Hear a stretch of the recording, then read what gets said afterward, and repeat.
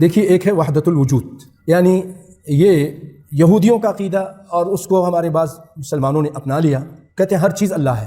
صوفی حلاج نے کہا تھا ما فی جبتی الا اللہ، میرے جبے کے اندر اللہ ہے، یعنی میں اللہ ہوں، کہتے ہیں ہر چیز اللہ ہے۔ آج ہی میں ایک کلپ سنی، آج یا رات کے ٹائم، ڈاکٹر اسار صاحب کی تھی، وہ کہہ رہے تھے قرآن کی ایک آیت پڑھ کے، کہتے کہ جو چیز بھی ظاہر ہے وہ اللہ ہے، اور اگر وہ نبی کی حدیث کو سامنے صحیح رکھ لیتے اللہ کے سامنے ایسی بات نہیں کرتے۔ میں یہ سمجھتا ہوں کہ قرآن میں یہ آیہ مبارکہ هو الاول والآخر والظاہر والباطن، یہ وحدت الوجود کے لیے نص قطعی ہے۔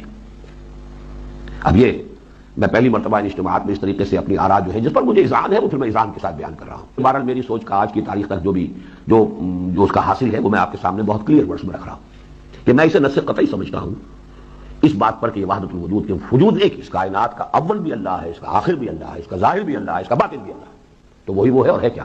تو وہی وہ ہے اور ہے کیا؟ اولہ اللہ، آخرہ اللہ، باطنہ اللہ، ظاہرہ اللہ۔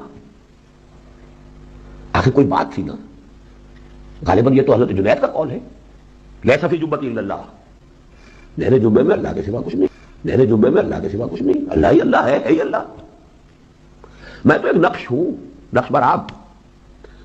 ماہیت وجود کے اعتبار سے تو اللہ ہی اللہ ہے، ہم کہاں ہیں؟ ماہیت وجود کے اعتبار سے تو اللہ ہی اللہ ہے، ہم کہاں ہیں؟ یہ ہے تمثیل اس آیت کے لیے بہترین کہ یہ کائنات جو ہے در حقیقت مثال کے طور پر بس صرف یہ کہ اب اس میں ہمارا خیال وہ بس ہے اور نہیں بھی ہے، لیکن اللہ کا خیال اتنا پکا ہے کہ وہ ہے۔ اس نے یہ ٹھوس کائنات کی شکل اختیار کی ہے، اس نے یہ ٹھوس کائنات کی شکل اختیار کی ہے، اس نے یہ ٹھوس کائنات کی شکل اختیار کی ہے، اس کے سوا اس آیت کی کوئی اس کے لیے ہے ہم میں سے بعض لوگ ڈکشنری سے ترجمہ کرتے ہیں، اپنی رائے سے ترجمہ کرتے ہیں، نبی کی حدیث سے ترجمہ اور تفسیر نہیں کرتے قرآن کی آیت کی، اور جب ایسا ہوتا ہے تو گمراہ ہو جاتے ہیں۔ بھائیو، قرآن پاک کی آیت ہے سورہ حدید کی، هو الاول، وہی اول ہے، والآخر، وہی آخری بھی وہی ہے، سب ختم ہو جائیں گے وہ رہے گا، هو الظاہر، وہ ظاہر ہے۔ وہ ظاہر کا معنی کیا لیتے ہیں کہ وہ یہ جو کچھ بھی ہے سب اس کا پرتو ہے، اسی کا عکس ہے، وہی ہے، بس اللہ ہی ہے۔ یعنی حدیث میں دیکھتے ہیں، صحیح مسلم کی روایت ہے، ابو ہریرہ رضی اللہ تعالیٰ عنہ اس کے راوی ہیں کہ نبی صلی اللہ علیہ وسلم نے فرمایا جب کوئی تم میں سے اپنے بستر پہ آئے تو کہے اللہم رب السماوات ورب الارض ورب العرش العظیم، کہ اللہ تو رب آسمانوں کا اور زمین کا اور عرش عظیم کا، ربنا ورب کل شیء، تو ہمارا رب بھی ہے، ہر چیز کا رب تو ہی ہے، فالق الحب والنوا، اے اللہ تو دانے کو پھاڑنے والا تو ہی ہے، شک کرنے والا، پھر اس سے کونپلیں نکلتی ہیں، اور گٹھلی کو بھی، نوا گٹھلی کو کہتے ہیں، اس کو بھی پھاڑتا تو ہی ہے، اسی سے پھر کونپلیں نکلتی ہیں، کھجور کا درخت نکلتا ہے۔ منزل التوراۃ والانجیل، اے اللہ تو نازل کرنے والا ہے تورات کو، انجیل کو، والفرقان اور قرآن کو۔ اعوذ بک من شر کل ذی شر، کہ اللہ میں تیری پناہ میں آتا ہوں ہر ذی شر کے شر سے، ہر شرری کے شر سے، سمجھو۔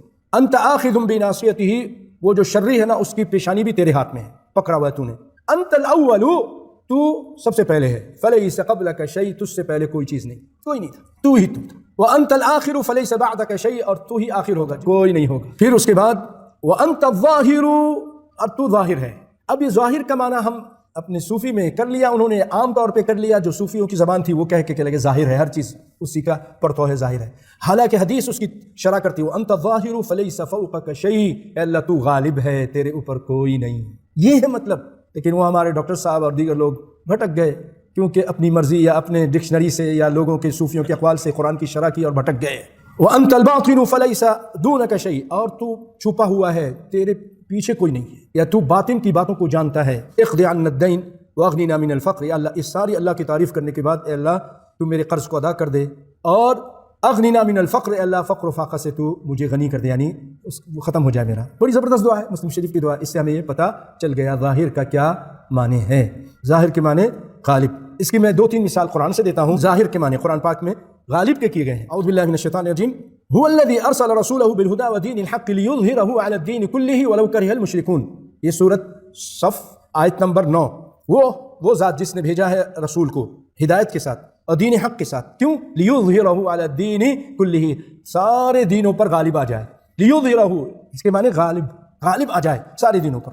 اور اسی طرح ایک اور آیت ہے سورہ فتح کی، هو الذی ارسل رسولہ بالہدی ودین الحق لیظہرہ علی الدین کلہ وکفی باللہ شہیدا، لیظہرہ تاکہ وہ غالب آ جائے وہ دین۔ اور بھی کئی جگہ ہیں، یہ اللہ کرے لوگوں کے بات سمجھ میں آ جائے کہ یہ بہت بڑا کفر ہے کہ اللہ کو ہر چیز کو اللہ سمجھا جائے، بہت بڑا کفر ہے۔ اللہ تعالیٰ بندوں سے دور ہے، بہت بلند ہے، بائن من خلقہ، اپنے بندوں سے الگ ہے، اس نے پیدا کیا ہے، وہ خالق ہے، ہم سب مخلوق ہیں اور ہم اس کے محتاج ہیں، وہ کسی کا محتاج نہیں ہے۔